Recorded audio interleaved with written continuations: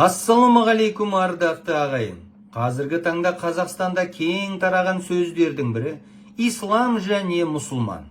Алайда өкінішке орай, өзін мұсылманмын деп жүргендердің көбісі бұл сөздің мағынасын анық айта алмайды. Сондай-ақ ислам сөзінің де мағынасын барлығы білет деуге келмейді. Ендеше бүгінгі бейнебаяным осы сөздердің мағынасына арналады. Ендеше бастайық. Ислам дегеніміз бір Аллаға сенуді уағыздайтын қасиетті дін. Бұл дін сонау 610 жылы Батыс Арабиядағы Мекке қаласында пайда болады. Дәл осы кезде Мұхаммед деген меккелік бір азамат тек бір Аллаға сенуді уағыздай бастайды. Өзінің таратып жүрген дінін Мұхаммед ислам деп атайды. Ислам деген сөз араб тілінен аударғанда бағыну деген мағынаны білдіреді.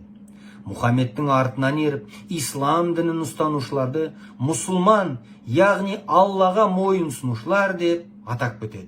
Міне, ислам және мұсылман сөздерінің қысқаша мағынасы осындай. Яғни, ислам дегеніміз араб тілінен аударғанда бағыну, а мұсылман дегеніміз Аллаға мойынсұну деген мағынаны білдіреді.